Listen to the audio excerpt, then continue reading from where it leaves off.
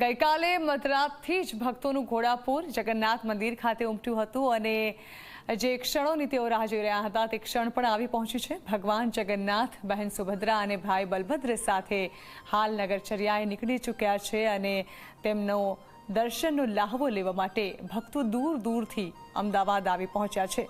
જગન્નાથપુરી બાદ સૌથી મોટી જે રથયાત્રા છે તે અમદાવાદમાં યોજાય છે અને તેના માટે મહિનાઓથી તૈયારીઓ કરવામાં આવે છે।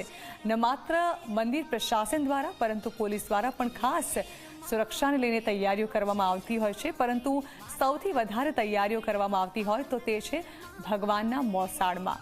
પહેલાં તો પોતાના મોસાળમાં જમવાની અને રહેવાની જયાફત માણીને આવ્યા બાદ આંખે પાટા બાંધવામાં આવે છે અને પછી જ્યારે તેઓ નગરચર્યાએ નીકળે છે અને તેમને વધાવવા માટે તેમનું આખું મોસાળ તૈયાર હોય છે, ત્યારે આજે એ અલભ્ય નજારો જેના સાક્ષી સૌ કોઈ ભક્તજનો બનશે।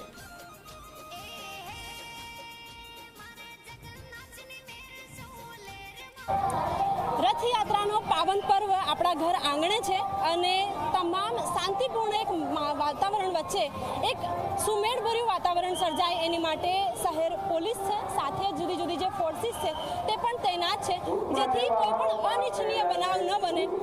અમદાવાદ શહેર પોલીસ તો છે જ સ્થળ ઉપર ચાપતા બંદોબસ્ત સાથે, પરંતુ તેની સાથે સાથે જે ઉચ્ચ પોલીસ અધિકારીઓ છે એવો પણ આપણી સાથે ઉપસ્થિત છે।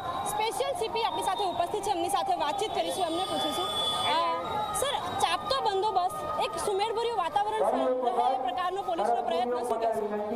એ સરસપુર ખાતે પૂરતો સંખ્યામાં અધિકારી અને માણસો ડિપ્લોયડ છે અને એક કંપની એસએસબીના પણ છે અહીંયા, એટલે સફિશિયન્ટ સંખ્યામાં જવાનો અને માણસો છે, તો એટલે બધું શાંતિથી પૂરું થઈ જશે।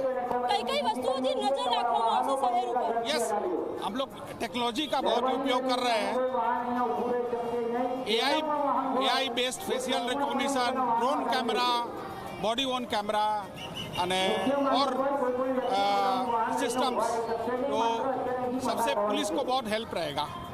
બિલકુલ, સીસીટીવી કેમેરાથી પણ નજર રાખવામાં આવશે। દરેક રૂટ ઉપર એક ચાપતો બંદોબસ્ત જે કહેવાય એ પ્રકારની વ્યવસ્થા સાથે જે શહેર પોલીસ છે તેઓ પણ આ મામલે તપાસ કરશે। સાથે જ બીજા દ્રશ્યો તમને એ પણ બતાવું કે જે આર્મી મેન છે, જે સ્પેશિયલ ફોર્સ છે તે પણ અહીં તૈનાત છે, તેમની જે ટીમ છે તે પણ કામગીરી કરી રહી છે કે જેથી કોઈ પણ અઘટિત જે અનિચ્છનીય ઘટના છે એ સ્વરૂપ ન લઈ લે એ પ્રકારની જે વ્યવસ્થા છે એ પણ અહીં જે પ્રશાસન છે એ કરી રહ્યું છે। એટલે કે આખો જે પાવન પર્વ છે એ પાવન પર્વને એક સુરક્ષિત માહોલ આપવાનું કામ અત્યારે પ્રશાસન કરી રહ્યું છે અને સાથે જ એક ધાર્મિક જે પ્રસંગ છે, આપણા ઘરનો જે પ્રસંગ છે, હર્ષોલ્લાસથી આજે આખું શહેર એને મનાવી રહ્યું છે। કેમેરામેન ઉમેશ પરમાર સાથે સપના શર્મા, ઝી 24 કલાક, અમદાવાદ।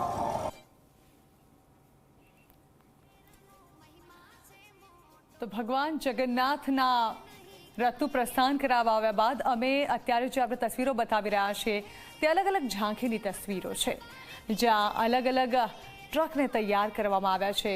કોઈમાં ભજન મંડળી જે છે તે સવાર છે, કોઈમાં અખાડાઓ સવાર છે અને આ તમામ ઝાંખીઓ જે છે તે આજે અવનવી ઝાંખીઓના દિવસભર દર્શન થનાર છે। ત્યારે ભગવાન જગન્નાથની આ રથયાત્રામાં અલગ અલગ જે ભજન મંડળીઓ ભાગ લઈ રહી છે તેના અલગ અલગ નજારા જોવા માટે પણ આજે ભક્તો આતુર દેખાઈ રહ્યા છે। ભગવાન જગન્નાથની 147મી રથયાત્રાનો દબદબાભેર પ્રારંભ થઈ ચૂક્યો છે। તમે સીધા દ્રશ્યો જોઈ શકો છો કે ગજરાત છે તે નીકળી ગયા છે અને જે સૌથી મોટું આકર્ષણ રથયાત્રાનું હોય છે તે શણગારેલા ટ્રક।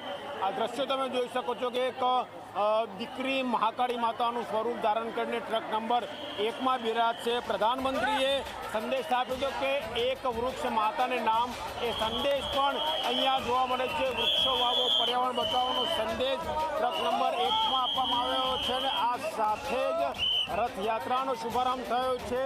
એક કરતાં અલગ અલગ ટ્રક શણગારવામાં આવ્યા છે ને ન માત્ર શણગારવામાં આવે છે, ટ્રક શણગારીને અલગ અલગ મેસેજ, અલગ અલગ સંદેશ આ ટ્રક દ્વારા રથયાત્રામાં આપવામાં આવે છે. કારણ કે રથયાત્રામાં સીધી અને આડકતરી રીતે લાખો લોકો જોડાતા હોય છે, જે આ સંદેશ વાંચીને તેનો સમાજમાં અમલ થાય તેવો ઉદ્દેશ હોય તે સાથે જ આ રથયાત્રામાં ટ્રક ઉપર અલગ અલગ સંદેશ પ્રસારિત કરવામાં આવતા હોય છે. કેમેરા પર્સન મુકુંદ દવે સાથે ગૌરવ પટેલ, ઝી મીડિયા, અમદાવાદ.